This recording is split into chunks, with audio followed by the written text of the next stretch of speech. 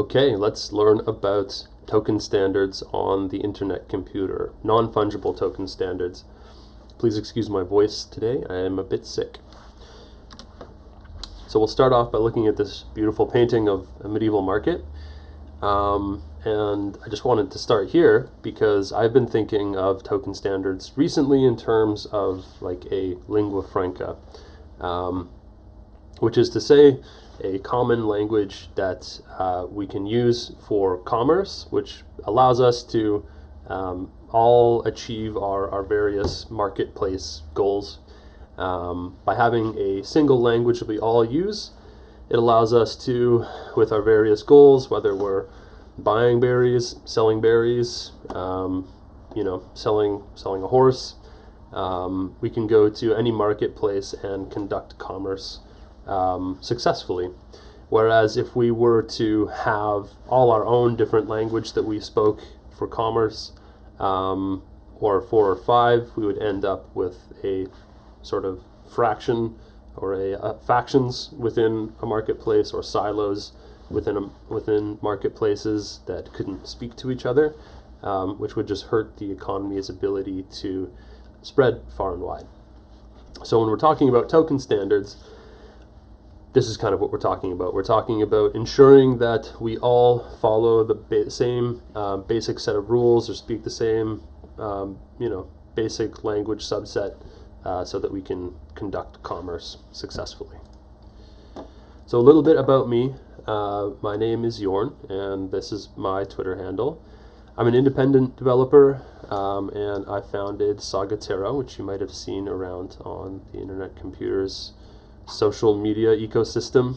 And in the course of working on this NFT project, I have been a minor contributor to all of the wallets, and a very minor contributor to the entrepot market, just insofar as integrating my own projects by hand.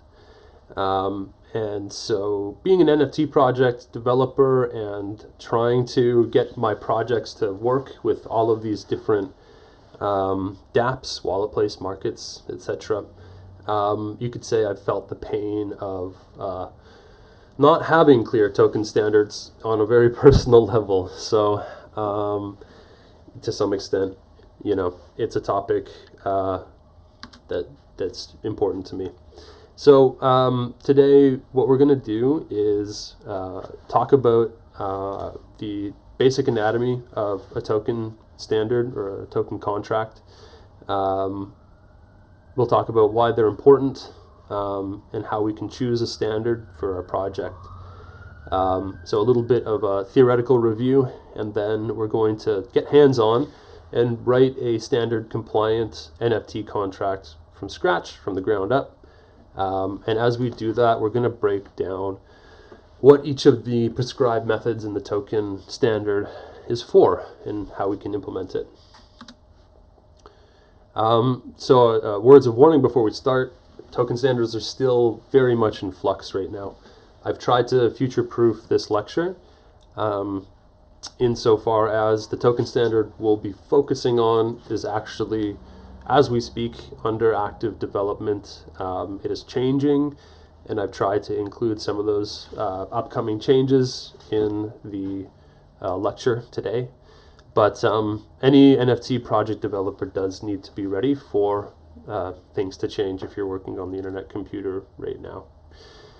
Another thing to keep in mind is that deploying NFTs will continue to get easier as the ecosystem matures. So we're going to be looking at token standards from a little bit of a bare metal perspective right now, which is good if you're starting out to have an understanding of how these things, what they do under the hood, but perhaps isn't going to be strictly necessary for every NFT project developer in the future, or even now, depending on which path you take to developing your NFT project. So let's get into the theoretical portion of looking at token standards. Starting with what makes up a token contract. So there are, in my understanding, kind of 2 major components of what a token contract is. First, it's the authoritative place for the state of a particular token. So one contract needs to hold a ledger of who owns what relating to that contract. So we have a very simple sort of ledger of this token ID belongs to this this address, this principal, and it also needs to maintain what we could refer to as metadata. So we can think of metadata as what a token basically is. So what are the properties of this particular token, this particular non-fungible token, what assets are associated with it, and the properties can be a number of different things, just depending on what your NFT project's goals are. So you know, you might have an NFT project which has you know, a slot for like a hat item, a slot for a glasses item, etc. And then in your metadata, in your properties for that particular token, you would have a field called hat assigned to some value, and a hat or a slot for glasses assigned to some other value. So ledger and metadata, the token contract is the authoritative, holds the authoritative state for those two components. The second major component of a token contract would be the functionality that it exposes to interact with the state. So these are things like query methods, in one category being queries about a particular token's metadata, or queries about the balance of a particular principal, how many tokens does this principal own, as well as update methods where you would actually be updating the state of the token contract. So things like transferring ownership of a token from one person to another, or delegating signing authority. If you own a token, you might want to say, this third party over here can, you know, transfer my token now for some purpose. So those are the two major components of a token contract as I see it. And so where do standards come into the picture here? Well, a token contract needs to be very, very portable. That's kind of where its power comes from, I think. And so anybody should be able to interact with any token contract using the exact same interface. And that means that more people will have an easier time using our contracts, and commerce will effectively run smoothly. So again, that idea of a lingua franca, the same set of expectations that we can all adhere to in order to keep commerce running smoothly. And so to achieve that goal, a token standard will prescribe what we can call the interface, which is the set of methods that our smart contract must have in order to adhere to the standard, including all of the parameters, the name of the method, the parameters that it should accept, and what it should return as an output, as well as implementation details will be prescribed by the standard as well. So that would be things about how the method should work internally, prescriptions about how it should be built, and internal considerations to particular methods. So interface and implementation are the two major components of a standard. So there are a number of standards that exist in the internet computer ecosystem today. We are going to just be looking at dapps 721. We are not going to do a high-level view of all available token standards. If you want to get a good sort of overview of everything that does exist in the ecosystem to get a broad perspective, Ted Reinhardt has a lecture that you should go and check out for that. So we're going to focus on dapps 721 for a few reasons, not because it's the only valid token standard. For one, the DFINITY Foundation is offering some form of endorsement to the dapps 721 standard, in that it is releasing a tutorial series on NFTs, and it is doing so using the DIP 721 standard. So this is the closest thing that we have had to a sort of official endorsement from what could be seen as the sort of ruling authority of the ecosystem about what standards should be used, and that will likely have a significant impact in adoption. Second point is that DIP 721 effectively is just trying to follow in the footsteps of EIP 721, the Ethereum standard, which has had several years of battle testing and has proven to work to some degree. Further, Psychedelic DAO, which created DIP 721, has a number of other infrastructure projects that are sort of common goods to the ecosystem that they have built out. And each of them are very transparent, by which I mean they have fairly complete documentation. They are set up to be developer friendly. They are open source. And generally, if you engage with that organization on one of their projects, you'll find that there's somebody there to sort of answer your queries or engage with you on your problem. And some of the examples of these services would be DAB, which is effectively a directory for canisters and NFTs within the ecosystem, as well as some metadata about those canisters. We'll talk more about it. There's more to it than that. Provenance with their CAP service, which provides transaction history, minting history. So the DAO, the Psychedelic DAO, is establishing a bit of a track record of providing good, transparent, common infrastructure projects for the community, which I see as a very positive thing, and a good indication for which standard we should adopt. So Psychedelic is like a fairly large-ish organization compared to some others. I don't actually know what their headcount is, but it's been my experience that they have enough developers sort of on staff or who are engaged with various repositories that you can find somebody who will engage with you about a project that you're having a problem with. Probably the big player outside of DIP 721 would definitely be the EXT standard, and the problem that I have with EXT as it exists today,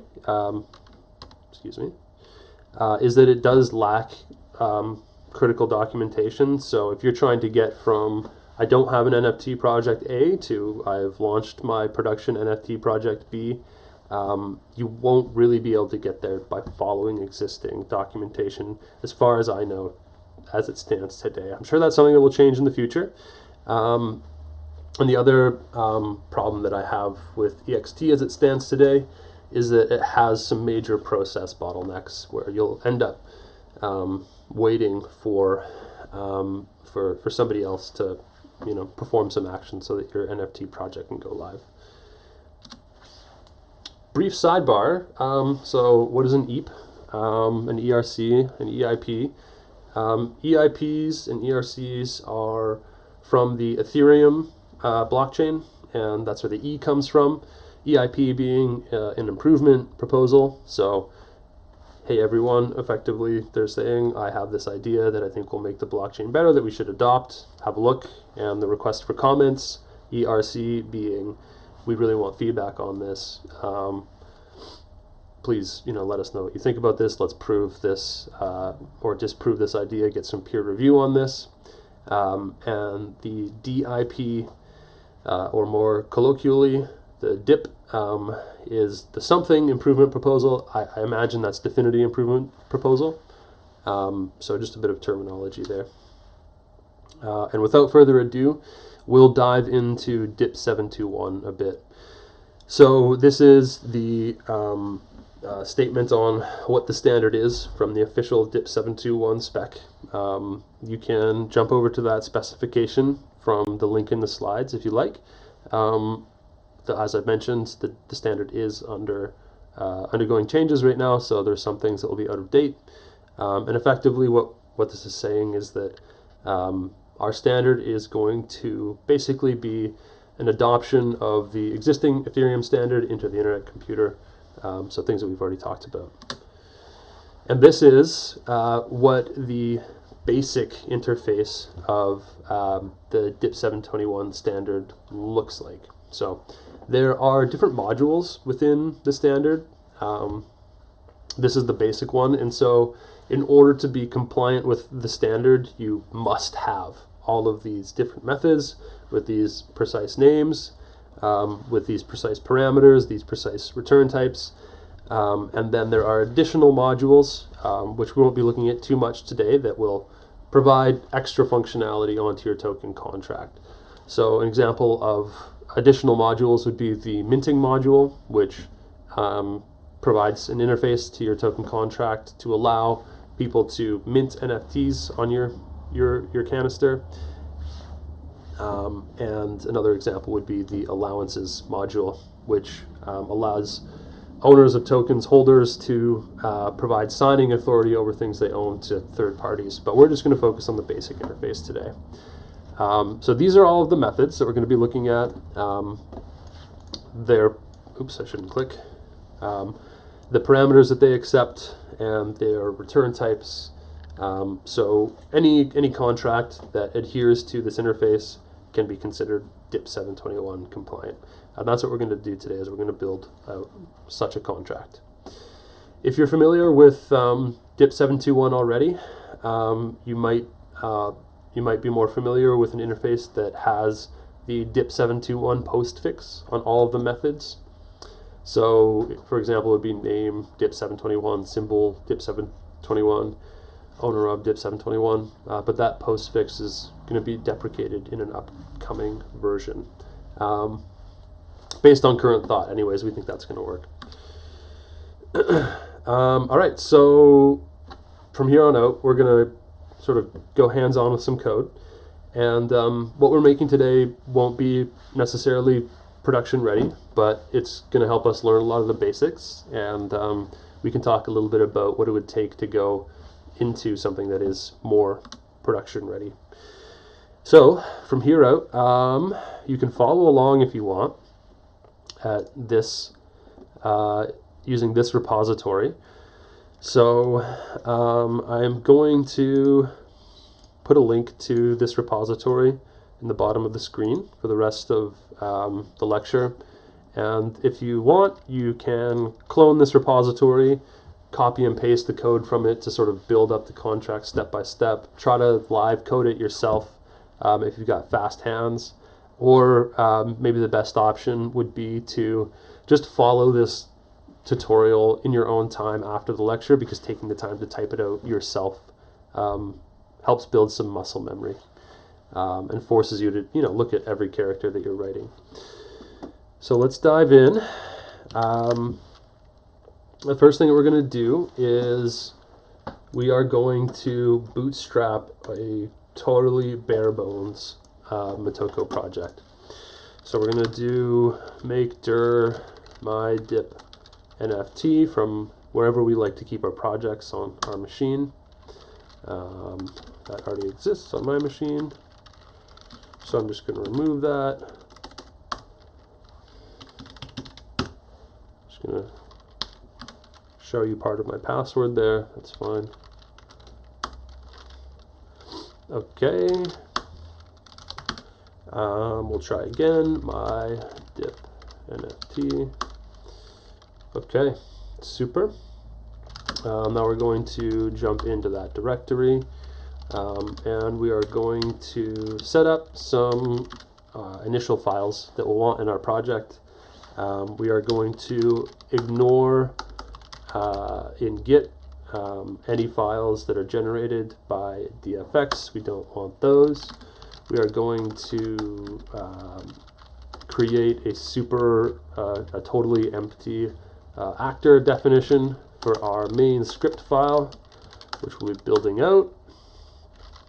Oops, excuse me. Like so. And then I'm going to copy and paste this part, just because it looks a little bit prettier this way.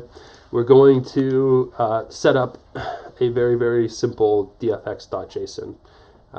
So you might have a different version of dfx. I'm still on an older version, 0.84. You can find this out if you just run dfx --version, and just make sure that you put the correct dfx version into yours. And all we're doing is creating one canister called my dip NFT. It's a Motoko canister, and this is going to be our main script file, main.mo. So we're going to echo that out into our dfx.json file, and then we'll start up our local replica and see if we've done everything correctly. So we're going to start up our local replica in the background, like so.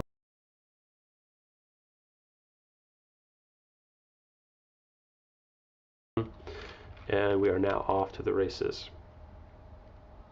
Okay, now we will deploy our simple project and see that we've done everything correctly. We're going to use the no wallet parameter on this old version of DFX. That's a legacy thing. You likely won't have to do that if you're on a new version of DFX. That seems to have worked. We've installed the canister, created the canister, installed the canister. Let's get this back up again. And let's open up our code editor and get to work. So I'm just going to put this like that. Perfect. Okay. So the first thing we're actually going to do is determine the error cases for our smart contract. And lucky for us, the DIP721 standard specifies which errors we will encounter. So I'm just going to copy and paste this little snippet here into a new script file, a new Motoko file. The replica is outputting some diagnostic text that we're not too interested in. So we're actually going to open up a new tab and work in this tab instead so that we don't have to look at that. And so all we're going to do in this new script is define, this is the error variant type, covering all of the different known failure cases that we'll potentially encounter while we're writing our contract. So we'll create that. We can see in our project files here, we've now got this errors.mo file. And we will import that into our main script. So imports up at the top here, we're going to import this module, we'll call it NFT error, and we're just going to import it like this, like so. And we can see that our Motoko language server is running, and it's telling us that, hey, this doesn't exist. I've got a typo there, I'll fix that, and we're good to go. So if you haven't already, then now is a good time to make sure that your Motoko language service is running, so you'll get any errors that you write sort of exposed in real time. I'm using VS Code, and so if I hit Command Shift P, it opens up this command prompt, and I can just type in Motoko and restart the language service, and I can see down here that it's been initialized. So that's great, we've got that up and running. The first methods that we're going to implement now as we start to actually build out the token contract in compliance with DIP721. We're going to do the methods which expose the metadata of the canister itself. So we'll just make a comment here, canister metadata here, like so, and we're going to write 3 methods. So for each method that we write, we will make sure that we include the expected DIP721 interface. So we'll start by writing in a comment the expected interface for the name method for the contract. So we'll just say, hey, this is we'll write at DIP721, indicating for ourselves that this is the DIP721 expected interface, and this is going to take no parameters, and it's going to return an optional text field, like so. Then we can actually start writing our function here. So we'll start with the public keyword. This is a publicly available method. It's a query method. It does not update state. Function like that, and it's just called name. And in compliance with DIP 721, this is going to return an optional text value. So let's write it like that for now. We might want to hold a name value in canister state, in stable state, and provide the ability for an administrator to update that name, so that we can change the name of the canister if we want to. But as long as we're complying with the specified interface and any implementation details, we can really code this however we want, right? And so for the sake of simplicity, we're just going to do it like this for now. We're just going to hard code some values. So we'll do the same thing for the next two methods. Public query function logo.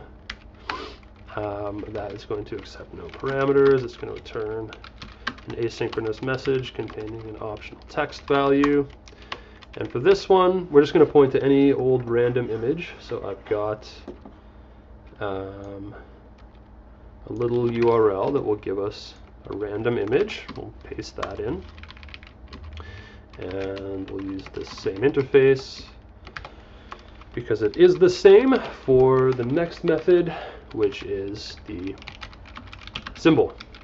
So all of these three methods are things that other dapps will use when they are integrating our project as sort of a way to, if they want to expose our project in their interface, they'll know what to call it, they'll know where to get a logo, and they'll know what symbol to put next to any token. So you can say, like, this individual has two, like, whatever the symbol is. So for this one here, we're going to do some emoji, just like that. All hail diamond, giraffe, peanut, NFTs. So we're gonna make the diamond, giraffe, peanut social club NFTs today. Now is a good time to check your work to see if what we have written works. So we can see Motoko's complaining a little bit about a malformed operator. Motoko doesn't seem to like emojis all that much, but if I restart the language server, it tends to go away, so we're fine. So to test this out, we will do a fresh deployment. We'll see that runs smoothly, and then we can do a call to our NFT and say we want the name. That's what we'd expect. We want the logo.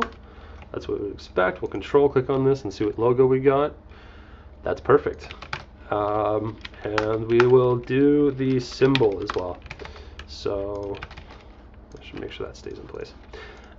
Great. So the three methods that we wrote are all working properly. That's fantastic. Let's move on to setting up the state of our canister.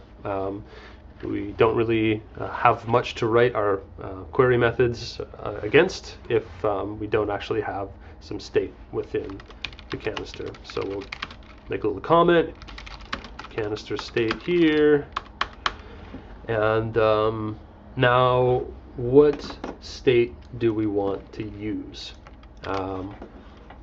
Well, I've got a little snippet that we're going to start with. But kind of starting from the theory of it, we know that we need to keep track of two different things. We need to keep track of the ledger, and we need to keep track of metadata. And we're actually going to do both of those with a single data structure. So the data structure that we're going to use is just an array of metadata objects.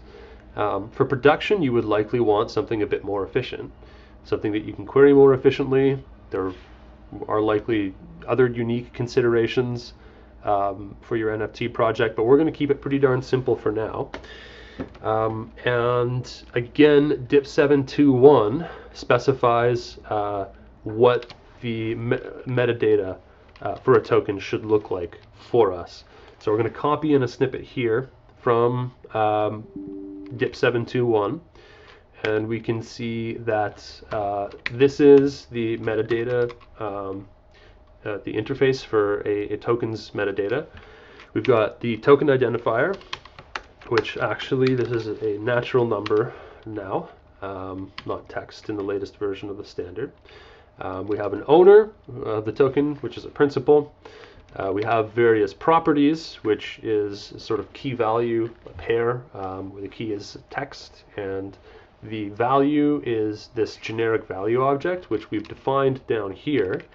And this pattern of using a generic value data type allows us to have a very flexible properties field where we can kind of put whatever we want in it, have it be strongly typed, but not too prescriptive. So we can put anything we want in properties. It's very future-proofed. And so that's why we have that pattern there. Then we have when it was minted as a 64-bit natural number, and then we have who minted it as a principal. We have three other things which are optional. We're not going to be too interested in them today. So let's just hit enter on this command, and that's going to create a new metadata module for us. Here, that looks great. So we are going to import this module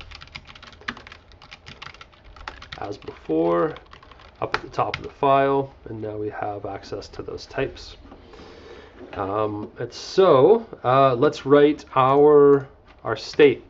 So we're going to have stable, which means that this magic keyword basically says that this is going to be stable in memory in the canister between upgrades. It's going to be persisted between upgrades. It'll always be there for us. So the stable var, this is a mutable piece of state that we're defining here. And we'll call it ledger, and then we're going to type it as a token metadata array. Token metadata, using the type definition from our new metadata module, and we'll initialize it as an empty variable array, just like so. And Motoko is complaining. Mutable array expression expected. We just need to make sure that we type it the same way that we initialize it. There we go. So that's all of our state. It's really simple. We can see that if we look at the token metadata object, it has the metadata, the properties that we need to keep track of, and it also has the owners right in the object that we need to keep track of. So this is going to be an orthogonally persisted array that any changes that we make to it will live in the canister forevermore as long as we keep cycles topped up. So nice and simple. Again, not totally production ready, but it's going to work well for what we're going to do today. So now that we have some state, we can start writing some query methods against that state to start complying with dip721. So we'll get started with our query methods. Just write a comment that says query methods here. The first one we're going to write is the total supply method. And this is going to be the first of 5 methods. So total supply is going to allow people to query our contract to answer the question, how many NFTs exist in this contract on the whole. So let's implement this method. Public query function, we can see that it does not take any parameters, and it should return an asynchronous message containing a natural number, like so. And okay, so how many NFTs exist in this contract?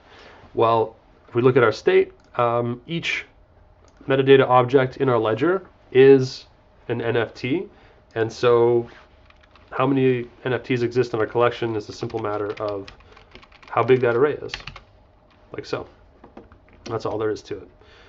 All right, it is complaining for us. Public actor field needs to be a manifest function. Public query function. So I've forgotten to give it a name. That error message isn't perhaps like totally useful, but I can see that I've forgotten to give it a name. So that's the name that it's supposed to have. And that makes the error message go away, so that's great. The next method that we're going to look at is the balance of method, so 2 of 5. Excuse me, I am a little sick today. That is the DIP 721 interface for it. Effectively, the question that we're answering with this method is how many NFTs does a given principal own? So again, we have a public query function. This one's called balance of. And this one is going to take one parameter. It's going to take the user parameter, which is going to be the principal type. And it's going to return a natural number, like so. Okay, so with the state that we have, how do we answer this question? How many NFTs does a given principal have? Well, what we want to do is filter down our ledger to NFTs where owner is equal to the user that we're being queried with, and then just return the size of that array. So the way that we're going to filter that down is using the array.filter method. So this method takes, excuse me again, 2 parameters. The first one being the array that we are performing the filter on. So this is going to be our ledger. The second one, the second parameter is going to be a function which will be used to iterate over each item in the array, receiving the item in the array, each token in our ledger, as a parameter, and then it should return a Boolean value for whether or not this item should be returned in the filtered result. So the way that the logic that we're going to write is we're going to check and see if the token's owner, just referring to the metadata object over here, each token has an owner, so we're going to say t.owner equals user, like so, and that should return us a list of tokens owned by this person, and we're actually just interested in how many there are, so we're going to filter that down to size. This method will expect us to provide a type, and we are filtering an array of token metadata. So we're going to provide that generic typing to the array.filter method. And if I save it, we'll see there's a little bit of an error here, and I'm being told that this is an unbound variable. This does not exist. So array is a module in the Motoko base library. So we're just going to go ahead and import that with mo:\base/array, like so. And that'll resolve that error for us. Now we're receiving another error, which is this expression, the area highlighted in red. This expression has this type, which is a variable token metadata array, but it is expected to have a immutable metadata array type. So array.filter expects an immutable array, and we've defined our ledger to be mutable. And we can get around this using a method from the Motoko array base library, which just converts a mutable array to an immutable array. And now we have a functioning balance of method. We'll continue on to the third method, which will be owner of. And just copy and paste in the expected interface for that. And what this token method does is answer the question, who owns this particular token? So let's write this method like so. So this is going to take a parameter which we'll call token ID, and it's going to be typed as a natural number. So the token in question. It's going to return an asynchronous message of the type, a variant type, where in the case of a success, we are going to return an optional principal value, and in the case of an error, we're going to return this NFT error variant type, which we have defined for ourselves over here. And this is pulled directly from the DIP721 spec. So Motoko has this module in the base library, the result type, which allows us to adhere to this pattern. Excuse me. And we can type the result by providing the success case type as the first generic parameter. So in the case of a success, we want an optional principal, and then in the case of an error, we want this error type, like so. Okay, so now how do we write this method? Who owns a particular token? What we need to do is to look up in our ledger the token with this ID.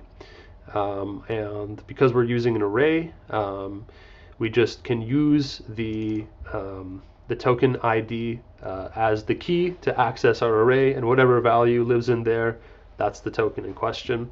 But what we need to do is make sure that we don't try to query a token that doesn't exist in our ledger. That will throw an unexpected error that will trap the contract, and we can handle that more gracefully. So let's write some conditional code to make sure that our token ID actually is within the bounds of our ledger, like so. And if that's the case, then we can return an OK type, and we can just look up. We need this to be optional. We need this to be optional, and we'll look up in our ledger the token ID that we're given, and we'll select the owner parameter from that result. So over here in our token metadata type, we can see that owner is a principal value. This method expects an optional principal, so we just provide that optional parameter, that optional operator there.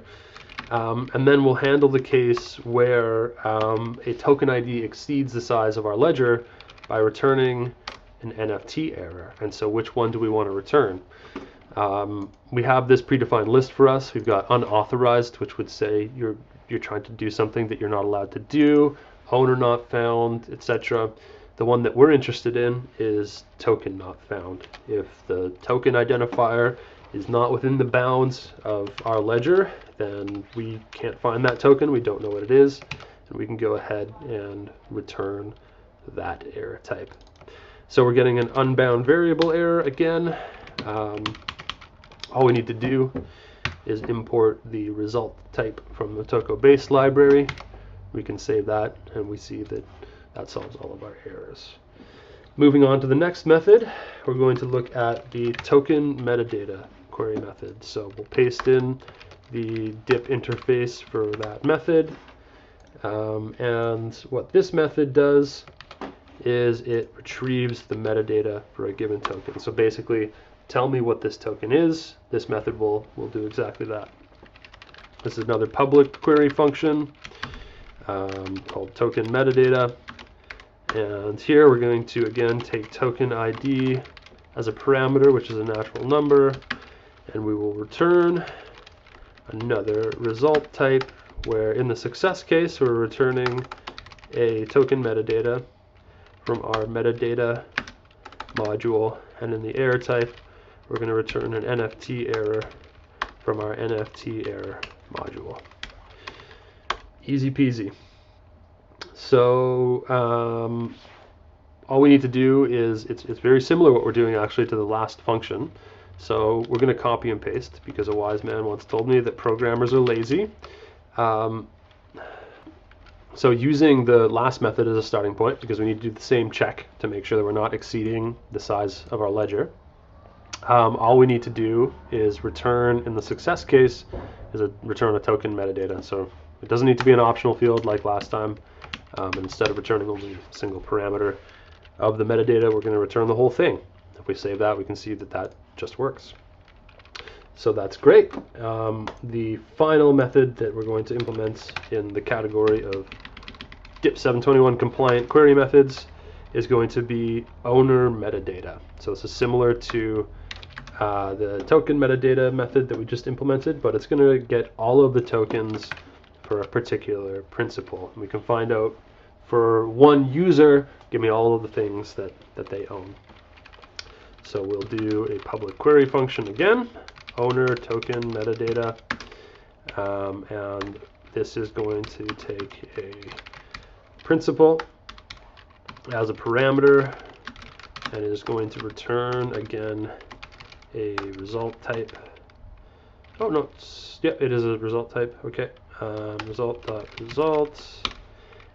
In the case of success, it's going to be a list of token metadata objects, which in terms of candid, that's a vector of token metadata objects. So we'll write that in Motoko like so.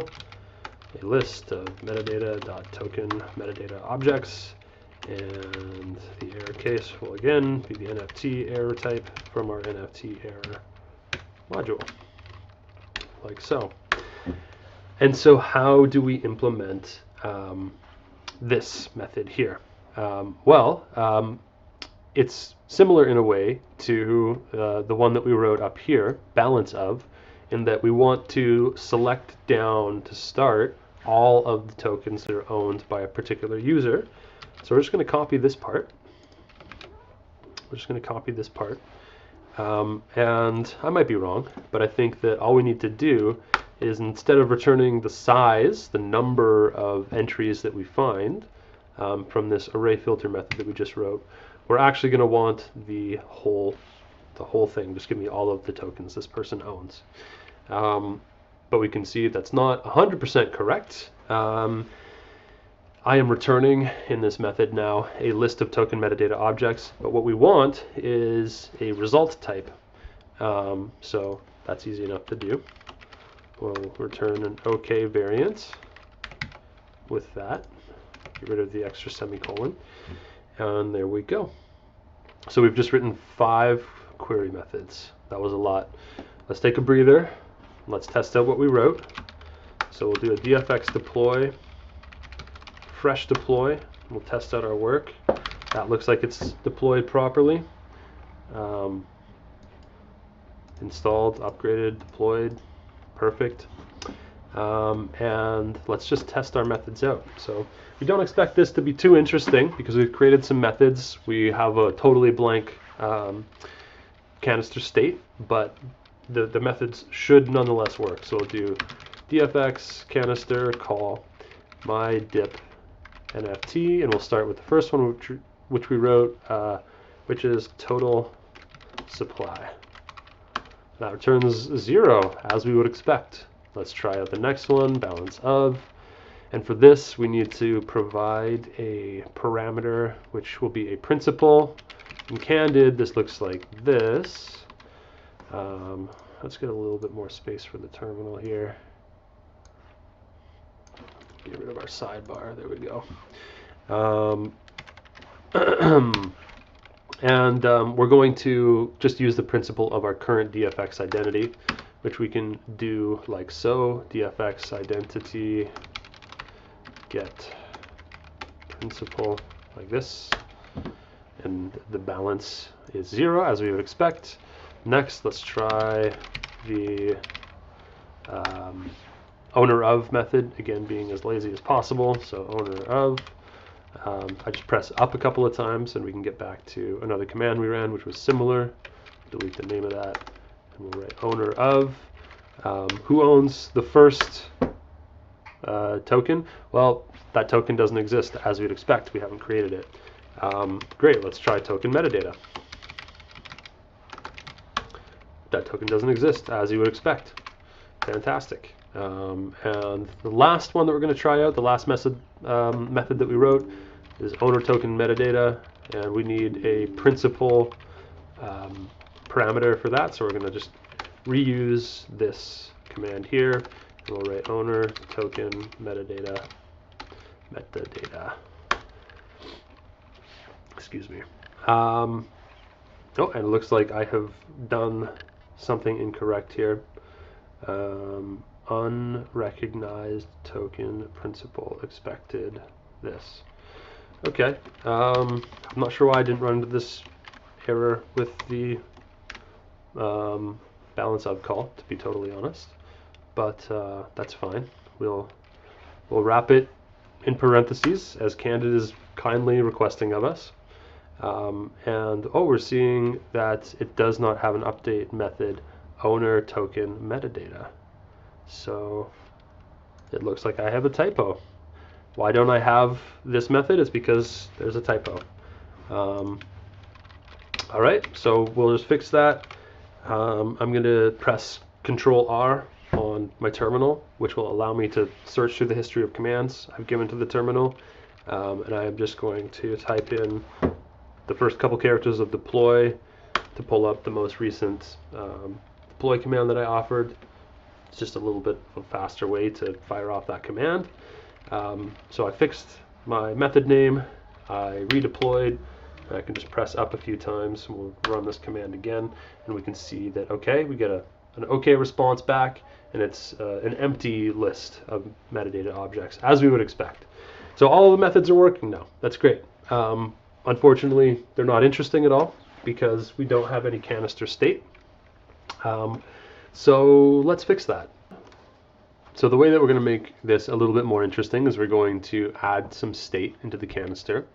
And to do that, we're going to mint some NFTs. So we need a mint method.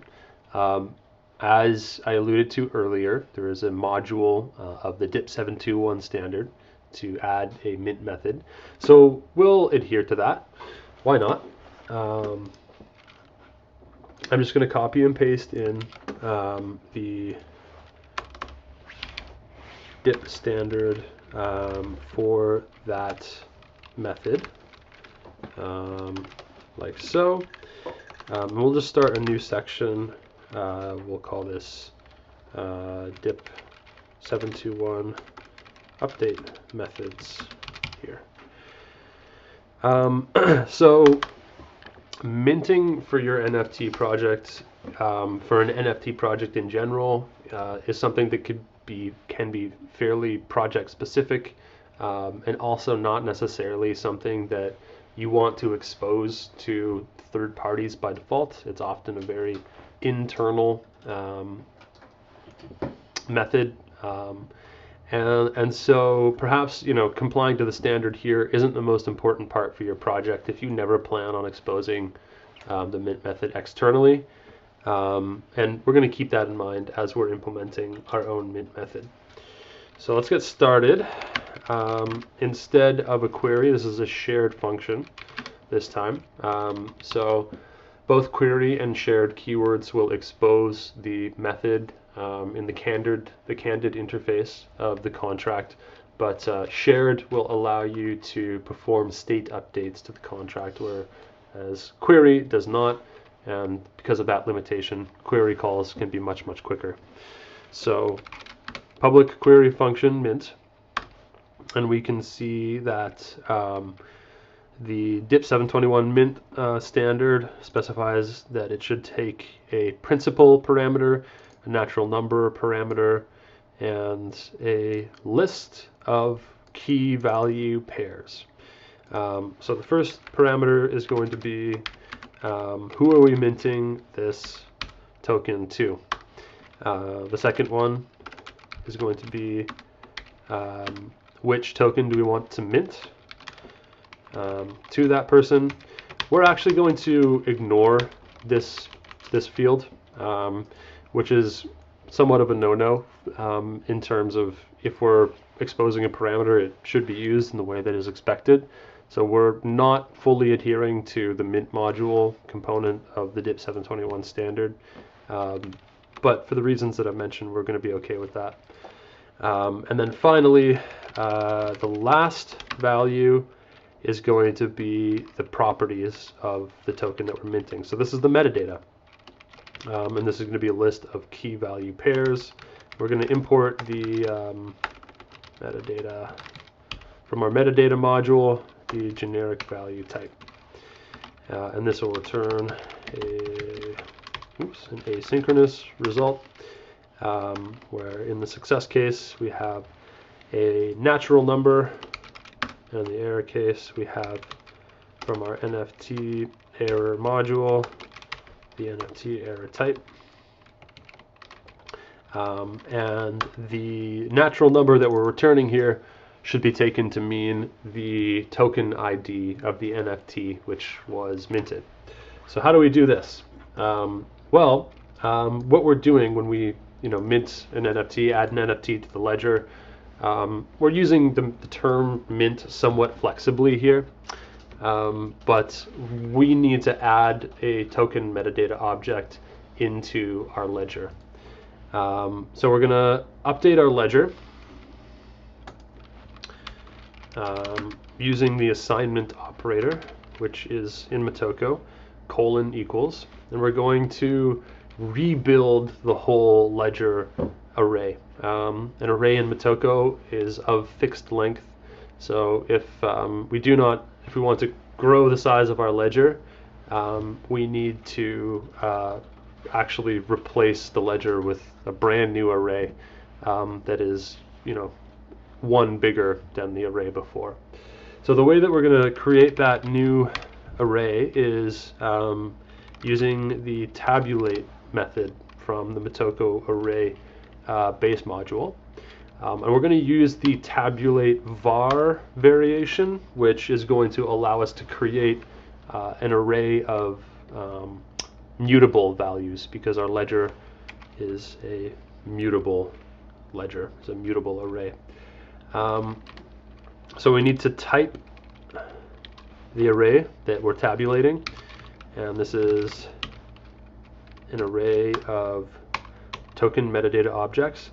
So the first parameter of tabulate var is going to be what is the size of the new array that we are creating, and for us that's just going to be the current size plus 1. We're adding one more value into our ledger, so we can do ledger.size plus 1, and then the second parameter is going to be again a function which will be called for each value of the new array that we are creating, and it will receive the index of that entry as its one parameter, and in our function we will return will return a token metadata object that should go in that position in the array.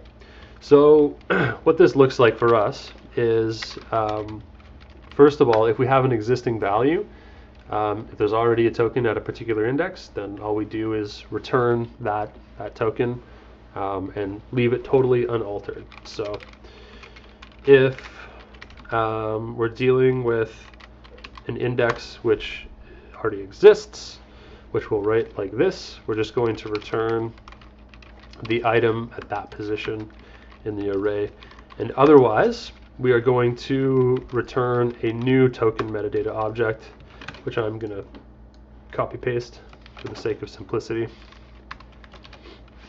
Excuse me.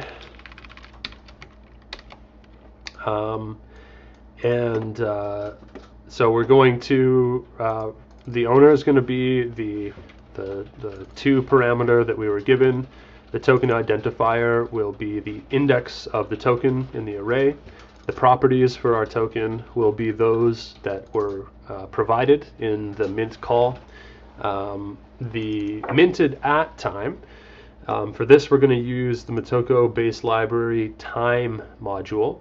Now time is going to return an integer, which seems strange to me, because I guess negative time, I don't know what that is. So we need to minted at expects a 64-bit natural number, and we need to go from an integer into nat64. So we're going to call on the int base library the absolute number, which will take the positive or negative whole number integer and make it positive, and then we will call nat64.fromNat and cast the natural number that comes out of int.abs into a nat64. And then the minted by parameter will just be whoever called this function. So to get our caller variable here, anytime we have a shared or query method, passed along with that method is the message that was sent to the internet computer. And we can capture that using this syntax here, where just after shared, we can write a tuple with the variable that we wish to assign the message to. We're going to go one step further and unpack from that message the one field therein that we're interested in, which is the message caller. And now we have that here. So we'll save that. And it looks like I have an error of some kind here. Unexpected token, comma. What have I done wrong there? Right. So what we want is actually a list of key value pairs, not what I wrote there. Okay, so we have undefined variable nat64. We'll run into the same problems for int and time as well. These are just 3 Motoko base library modules that we need to import.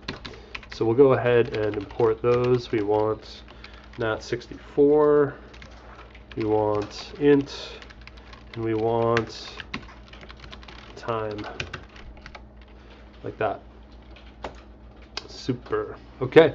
And now we have an error saying, oh, this is returning an empty tuple type. So when we perform an assignment in Motoko, that expression, every expression has a return type in Motoko. This expression is returning the empty tuple, which is just another word for nothing. And what we want to return, the expected return type, is a result, where in the success case it's a natural number. So for us, that natural number, again, that is the token ID that we just minted. So we're going to return the size of the ledger -1 because arrays are 0 indexed. This is expected to be a result type, so we're just going to wrap that in the OK variant, and we're good to go. Okay, so we have a mint method now. Let's go ahead and mint some NFTs. First, we need to do a fresh deploy, so we'll do that. And then I'm just going to copy and paste in some EFX commands here to mint a couple of NFTs. So we're calling mint, and we're going to mint it to our current DFX identity. Again, we're actually ignoring this value, but this would be the token ID that we want to mint, and then these are the parameters of the NFT that we're minting. So don't worry, these don't make sense now, family and refinement, excuse me, but they will soon. So we'll mint this one here, an NFT with the family paint and the refinement of 0, and then we'll mint another NFT, and we can see that, okay, yep, we minted that NFT. It is token number 0. We'll mint one more from the same family, but with more refinement, 20 refinement, and we can see, okay, we've minted that one, and it is token number 1. So now that we have those NFTs, I'm going to start copying and pasting because I think we're going to be running over time. We can actually get a more interesting output back from some of our query methods. So we'll call this one, we'll call balance of our current DFX principal, and we see that the balance is 2, which makes sense because we just minted ourselves 2 NFTs. So that's working as expected. And we'll try out this other method as well, owner token metadata. So again, this is tell us about all of the tokens that this principal owns.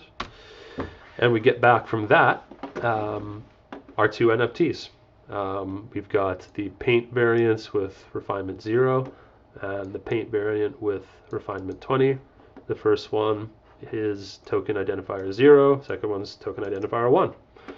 So that's all working. And at this point, you can kind of pat yourself on the back for having built an NFT. Of course, what does it look like? Where's the asset? It doesn't look like anything yet. That's true, and that's what we're going to do next. But you have the ledger for ownership, and you have the metadata, and those methods are all working, and they're all compliant with the DIP 721 standard. So far so good. But let's make it a little bit more interesting. Let's add some assets to our project. How do we do that? Well, in the DIP 721 standard, the way that you link an asset to an NFT is in its metadata. So the DIP 721 standard actually specifies some predefined key value pairs for metadata. And the one that we're interested in is the location parameter. So in the documentation here, we can see that this should return, this location should be a blob content, or a text content. And in this case, it can be a URI of anywhere on the web that the asset for this token lives. And so this is how we're going to link our tokens to our assets. We're just going to pass in a URL to where the token's asset lives on the web. Now, there are a great many different ways that you could manage your assets. We're going to use an asset canister, but you can host them on AWS if you want to do it that way. You could host them on IPFS if you want to do it that way. The standard is flexible in that as long as you can provide a URI to where you're holding your asset, anything goes. So that's nice and easy. All we need to do is add a location metadata field to our tokens, and that's how we'll link an asset to them. So let's get our assets up and running. We're going to use, let's get the workspace set up again here. Some pre-made assets that an AI created for us. And this is a total tangent, but it's really cool. So this Google workbook uses a technique called vector quantized general adversarial networks to create a totally AI generated image just based on a prompt. So this one here, the default example, was created with the prompt Beirut skyline #pixel art, and the NFT just spat that out. So what we did for our project is give it the prompt diamond giraffe peanut, and we got a bunch of assets back out. So we're not going to sit back and wait for the AI to do that. We've already got the assets ready to go, and we can grab them just by cloning this repo that I've set up. So we're going to clone diamondgiraffepeanut.git into the assets directory. That will take just a second to do. And in the meantime, while it pulls in those assets, we're going to add our asset canister to our dfx.json. So we want a new canister here. We're going to call it assets, and it is going to be, type is not Motoko this time. It's going to be an assets canister. And the assets canister config takes this parameter source, which is a list of directories for where the actual assets live. In our case, we can see right here, it's just a directory called assets, like so. So that's all we need to do to set up our asset canister. If we open up this folder, we can see a bunch of assets in here. And the first image and the second image, third image, we can see this is the AI's, slowly building up the image, first in a pixel art format, and then we have this painterly style one as well that in each step the AI improves the output of. So those are going to be our our demo images for our little NFT project. We've set up our NFT canister. So let's go ahead and deploy it. We'll just deploy the asset canister and see if that works. Okay, creating the canister, that's great. Uploading all of the images, deployed, fantastic. So that was all we needed to do to get our assets onto the Internet Computer blockchain. So now we're hosting our assets on a blockchain, which is cool. This command here will just echo out a URL that we can open up on our local machine to view. If we control click on this URL, view the asset as it exists on our local replica. So this is the canister ID for our asset canister on our local host, and here it is. So our assets are good to go. All we need to do now is to link the assets to the tokens. And all we need to do that is update our metadata. We already created 2 NFTs that didn't have the location parameter that we talked about. So we're just going to wipe our state out entirely. We're going to do that using the mode equals reinstall flag on deploy. And we're just running that against my dip NFT. So this is going to totally destroy the canister state. It's giving us a warning of that. Be careful when you're using this. We have to say yes, and it just destroys the state of our canister. So now we have an empty canister, and we can mint some NFTs with a location parameter, and now we'll have assets for our NFTs. So I've just got a grab bag of DFX commands that I'm going to copy and paste here for us to mint a bunch of NFTs.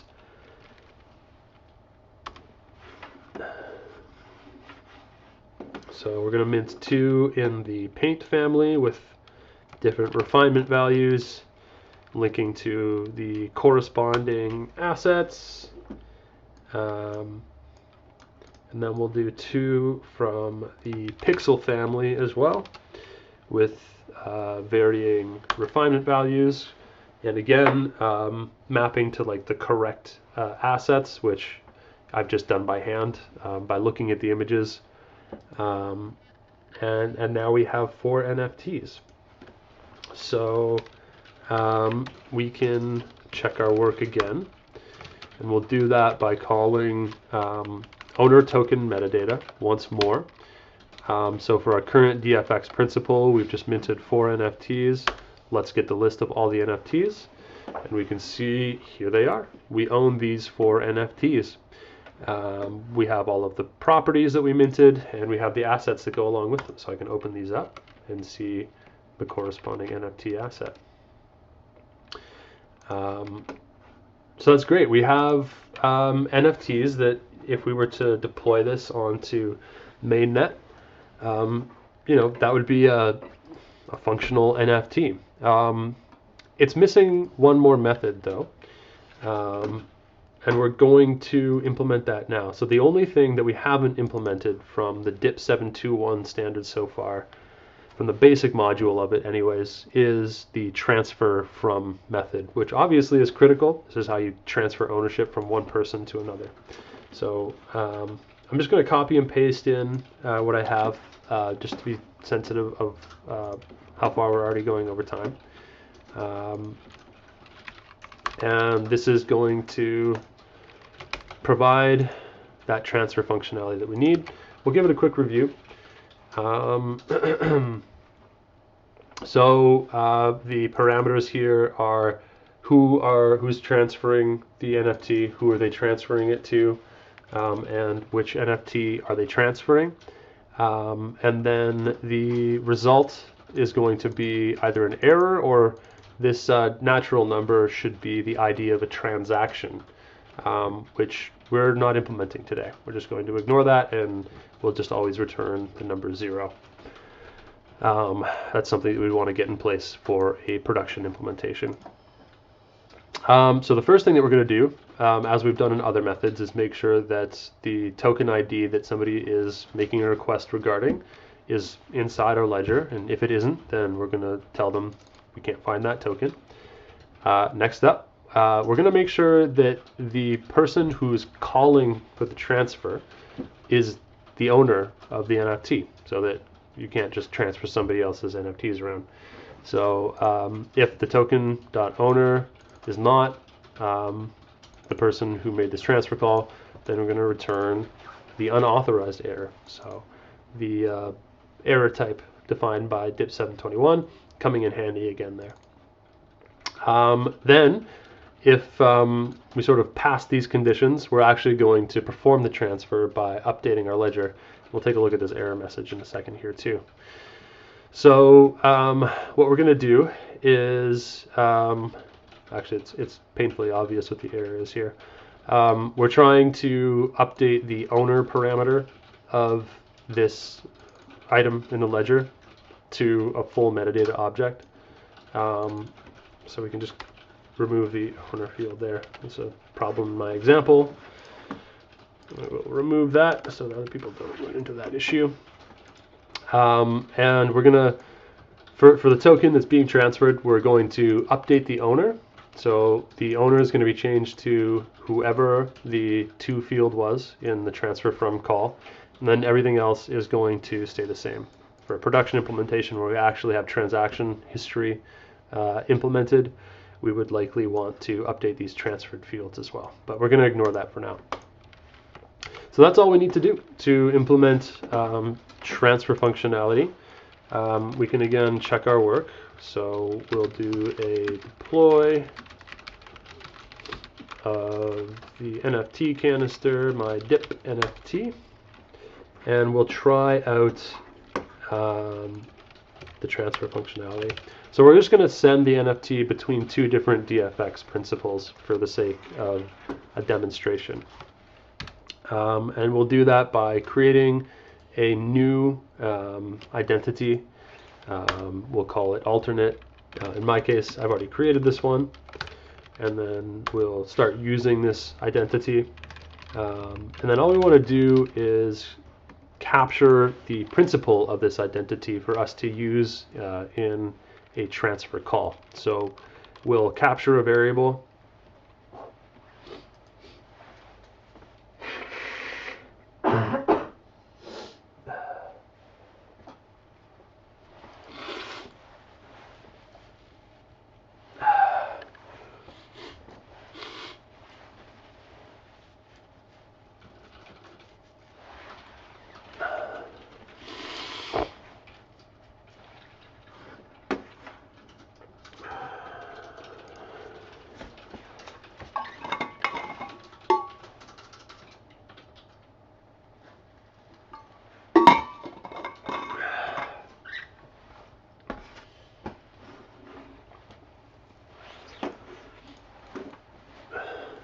In DFX, or sorry, in the shell called altprints for our alternate principal, and we're just going to set that to the principal of this alternate identity. And then we are going to switch back to our default identity, which might be default for you. In my case, it is not. DFX identity, I'm not sure which identity I use, so I'm just going to list them out. Use builder PC. Okay, so now I'm using that identity. And let's now transfer an NFT to our alternate principal. So pasting in this command, we're going to do transfer from. We're going to we're transferring from our current principal, and we're going to transfer it to the alternate principal. There's the second parameter, principal, alt principal, and we are transferring token number 0. So let's fire that off and see what we get back. Okay, we have transferred that token. We can now check the balance of our alternate identity. My example here is using the wrong variable name, so I'll update that. So we're just calling the balance of method with the principal of our alternate DFX identity. And I'm using the wrong name again.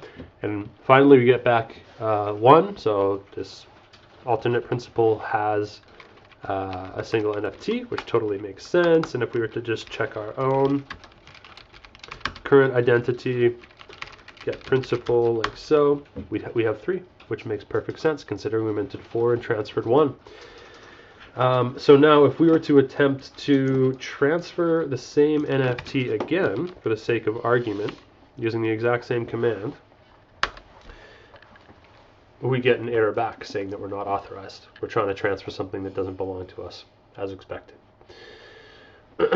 So that's going to be it for the tutorial, for the hands-on portion. Now, if we wanted to take this and turn it into something a bit more production ready, we have some obvious next steps and perhaps some less obvious next steps. We'd want to integrate into wallets, right? We want to make our projects show up in a wallet. Because we've adhered to DIP 721, any DIP 721 compliant wallet will be able to display these NFTs right out of the box. Now that means that in practical terms, only Plug is going to be able to do that. It's the only DIP 721 compliant wallet, but hopefully soon, Stoic Wallet, Earth Wallet, etc. will integrate DIP 721. And in order to get listed, you would need to submit your NFT project, into the DAB directory. So we could have a whole other lecture on DAB. We could have a whole other lecture on asset management as well. But if you go to dab.000, you'll be able to see the process for submitting your NFT project to that directory. And then once you're in DAB, your NFT can be discovered by any distributed application on the IC very, very trivially, sort of by default. So automatic discovery for your NFT project. Another thing that you might want to add to this contract is a form of access control. So you don't want to let just anybody call your mint method. You only want to let administrators do that. That's where an access control layer would come in. I have a lecture at the same time this coming Wednesday on access control if you want to learn a little bit more about that. And you might also want to do marketplace integration for your project. Currently, marketplaces that exist use the EXT standard, so Entrepot, CCC, but the DIP 721 options for marketplaces are on the horizon as well. Those will be with us soon. For example, the Cap Crowns marketplace uses DIP 721, and I can only assume that DIP 721 open marketplaces will be available sometime soon as well. That's it.